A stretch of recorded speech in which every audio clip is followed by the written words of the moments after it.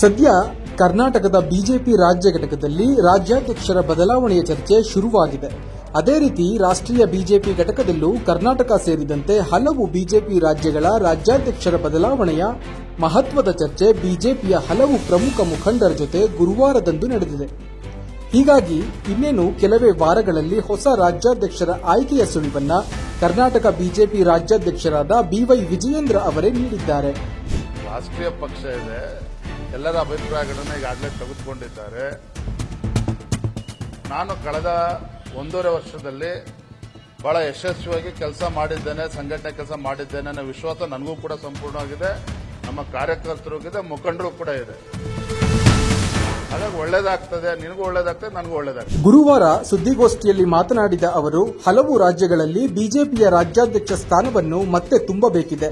ಇದೇ ನಿಟ್ಟಿನಲ್ಲಿ ಬಿಜೆಪಿಯ ರಾಷ್ಟ್ರೀಯ ಮುಖಂಡರು ನಿರ್ಣಯವನ್ನು ತೆಗೆದುಕೊಳ್ಳುತ್ತಾರೆ.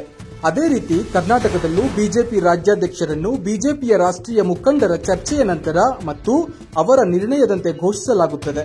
ಇದಕ್ಕೆ ನನ್ನ ಸಹಮತವೂ ಇದೆ ಎಂದು ತಿಳಿಸಿದರು. ಸದ್ಯದರಲ್ಲೇನೆ ಅತಿ ಶೀಘ್ರದಲ್ಲೇ ಇನ್ನೊಂದು 6-7 ರಾಜ್ಯಗಳ ರಾಜ್ಯದ ಅಧ್ಯಕ್ಷರ ಘೋಷಣೆ ಕೂಡ ಆಗ್ತದೆ ಅನ್ನೋ ಮಾಹಿತಿ ನಮಗೆ ಬರ್ತಾ ಇದೆ. ಯಾಕಂದ್ರೆ ಅದಾದ್ಮೇಲೆ ರಾಷ್ಟ್ರೀಯ ಅಧ್ಯಕ್ಷರ ಘೋಷಣೆ ಕೂಡ ಆಗುವಂಥದ್ದು. ಕರ್ನಾಟಕ ಒಂದೇ ಅಲ್ಲ ಅಂದೆ. ನನ್ನ ಮೊನ್ನೆ ಸದಾನಂದ ಗೌಡರ ಹೇಳಿಕೆಯನ್ನು ಕೂಡ ಗಮನಿಸ್ತಾ ಇದ್ದೆ. ಅದು ಖಂಡಿತ ಅರ್ಧ ಸತ್ಯ ಅಷ್ಟೇ. ಇವತ್ತು ಕರ್ನಾಟಕ ರಾಜ್ಯ ಅಷ್ಟೇ ಅಲ್ಲ, ಬೇರೆ ಬೇರೆ ಉತ್ತರ ಪ್ರದೇಶ ರಾಜ್ಯದ ಅಧ್ಯಕ್ಷರ ನೇಮಕಾತಿನೂ ಕೂಡ ಆಗಿಲ್ಲ, ತೆಲಂಗಾಣ ರಾಜ್ಯದ್ದು ಕೂಡ ಆಗಿಲ್ಲ, ಕರ್ನಾಟಕವೂ ಕೂಡ ಆಗಿಲ್ಲ. ಅದು ಅತಿ ಶೀಘ್ರದಲ್ಲೇ ಕರ್ನಾಟಕವೂ ಕೂಡ ಒಳಗೊಂಡಂತೆ ರಾಜ್ಯದ ಅಧ್ಯಕ್ಷರ ಘೋಷಣೆ ಸದ್ಯದಲ್ಲೇ ಆಗ್ತದೆ. ಇಲ್ಲಿ ಪ್ರಮುಖವಾಗಿ ಗಮನಿಸಬೇಕಾದ ಅಂಶವೆಂದರೆ, ರಾಷ್ಟ್ರೀಯ ಬಿಜೆಪಿ ಮುಖಂಡರಿಗೆ ಪ್ರಸ್ತುತ ಬಿಜೆಪಿ ರಾಜ್ಯಾಧ್ಯಕ್ಷರಾಗಿರುವ ವಿಜಯೇಂದ್ರ ಅವರನ್ನು ಬದಲಾವಣೆ ಮಾಡುವುದು ಅಷ್ಟು ಸುಲಭದ ಕೆಲಸವಲ್ಲ. ಏಕೆಂದರೆ ವಿಜಯೇಂದ್ರ ಅವರ ಹಿನ್ನೆಲೆ ಆಗಿದೆ. ವಿಜಯೇಂದ್ರ ಅವರ ತಂದೆ ಹಾಗೂ ಮಾಜಿ ಮುಖ್ಯಮಂತ್ರಿ ಬಿಎಸ್ ಯಡಿಯೂರಪ್ಪ ಅವರು ಈ ಹಿಂದೆ ರಾಜ್ಯಾಧ್ಯಕ್ಷರಾಗಿದ್ದರು. ಆ ಕಾಲ ಕರ್ನಾಟಕದ ಬಿಜೆಪಿಯ ಸುವರ್ಣಗಳಿಗೆ ಎಂದು ಹೇಳಬಹುದು. ಏಕೆಂದರೆ ಕರ್ನಾಟಕ ಹಲವು ರೀತಿಯ ರಾಜಕೀಯ ಹಿನ್ನೆಲೆಗಳನ್ನು ಒಳಗೊಂಡಿದೆ. ಅವುಗಳನ್ನು ನಾವು ಜಿಯೋ ಪಾಲಿಟಿಕ್ಸ್ ಎಂದು ಕರೆಯಬಹುದು. ಇದರಲ್ಲಿ ಪ್ರಮುಖವಾಗಿ ಯಡಿಯೂರಪ್ಪ ಮತ್ತು ಅವರ ಕುಟುಂಬಕ್ಕೆ ಲಿಂಗಾಯತ ವರ್ಗದ ಅಪಾರ ಬೆಂಬಲವಿದೆ.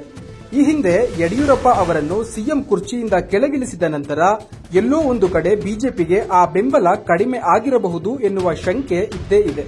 ಮತ್ತು ಯಡಿಯೂರಪ್ಪ ಅವರು ಸಕ್ರಿಯ ರಾಜಕಾರಣದಿಂದ ಕೆಲ ತಿಂಗಳ ಕಾಲ ದೂರ ಉಳಿದಿದ್ದರು. ಇದನ್ನೆಲ್ಲ ಗಮನಿಸಿದ ರಾಜ್ಯ ಬಿಜೆಪಿಯ ಬೆಂಬಲಿಗರು ಅರ್ಥಾತ್ ಮತದಾರರು ಬಿಜೆಪಿಗೆ ಹಿಂದಿನಷ್ಟು ಬೆಂಬಲ 2023ರಲ್ಲಿ ನೀಡದೇ ಇದ್ದಿರಬಹುದು. ಈ ಕಾರಣದಿಂದಲೂ ಸಹ 2023ರಲ್ಲಿ ಬಿಜೆಪಿಗೆ ಸೋಲಾಗಿತ್ತು ಎಂಬ ಮಾತುಕತೆಯೂ ಸಹ ನಡೆದಿತ್ತು.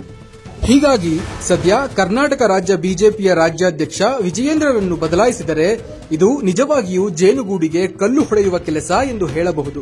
ಏಕೆಂದರೆ ಏನಾದರೂ ರಾಜ್ಯಾಧ್ಯಕ್ಷ ವಿಜಯೇಂದ್ರ ಅವರನ್ನು ಬದಲಾಯಿಸಿದೆ ಆದಲ್ಲಿ ಮುಂದಿನ ದಿನಗಳಲ್ಲಿ ಕರ್ನಾಟಕ ಬಿಜೆಪಿ ದೊಡ್ಡ ಸವಾಲನ್ನು ಎದುರಿಸಬೇಕಾಗುತ್ತದೆ. ಅದರಲ್ಲಿ ಯಾವುದೇ ಅನುಮಾನವಿಲ್ಲ. ಏಕೆಂದರೆ ಹಲವು ಹಿಂದುಳಿದ ಪಂಗಡಗಳು ಮತ್ತು ಅಲ್ಪಸಂಖ್ಯಾತರ ಬೆಂಬಲ ಕಾಂಗ್ರೆಸ್ಗೆ ಇದೆ. ಹೀಗಾಗಿ ಲಿಂಗಾಯತ ವರ್ಗದ ಬೆಂಬಲವೇನಾದರೂ ಬಿಜೆಪಿಗೆ ಕಡಿಮೆಯಾದಲ್ಲಿ ಕರ್ನಾಟಕ ರಾಜ್ಯದಲ್ಲಿ ಬಿಜೆಪಿಯ ಉಳಿಯುವಿಕೆ ದೊಡ್ಡ ಪ್ರಶ್ನೆಯಾಗಿ ಕಾಡುತ್ತದೆ. ಹೀಗಾಗಿ ರಾಷ್ಟ್ರೀಯ ಮುಖಂಡರು ಬಿಜೆಪಿ ರಾಜ್ಯಾಧ್ಯಕ್ಷ ಬಿವೈ ವಿಜಯೇಂದ್ರ ಅವರನ್ನು ಮುಂದುವರಿಸುವ ಎಲ್ಲ ಲಕ್ಷಣಗಳು ಗೋಚರಿಸುತ್ತಿವೆ. ಪ್ರಸ್ತುತ ರಾಜ್ಯಾಧ್ಯಕ್ಷರಾಗಿರುವ ವಿಜಯೇಂದ್ರ ಅವರ ಆಡಳಿತ ವೈಖರಿಯನ್ನು ಗಮನಿಸಿದರೆ ಅವರಿಗೆ ರಾಷ್ಟ್ರೀಯ ಮುಖಂಡರಾದ ಅಮಿತ್ ಶಾ ಬಲು ಆತ್ಮೀಯರು ಎಂದು ಹೇಳಬಹುದು. ಏಕೆಂದರೆ ಈ ಹಿಂದೆ 2023ರ ಚುನಾವಣಾ ಪ್ರಚಾರಕ್ಕೆಂದು ದೆಹಲಿಯಿಂದ ಬೆಂಗಳೂರಿಗೆ ಆಗಮಿಸಿದ ಸಮಯದಲ್ಲಿ ಕರ್ನಾಟಕ ರಾಜ್ಯದ ಬಿಜೆಪಿ ಮುಖಂಡರು ಅಮಿತ್ ಶಾ ಅವರಿಗೆ ಒಂದು ಹೂಗುಚ್ಛವನ್ನು ನೀಡುತ್ತಾರೆ. ಆದರೆ ಆ ಹೂಗುಚ್ಛವನ್ನು ಅಮಿತ್ ಶಾ ಅವರು ವಿಜಯೇಂದ್ರ ಅವರಿಗೆ ನೀಡಿ ಎಂದು ವಿಜಯೇಂದ್ರ ಅವರ ಮೇಲಿರುವ ಗೌರವವನ್ನು ತೋರ್ಪಡಿಸಿದ್ದರು.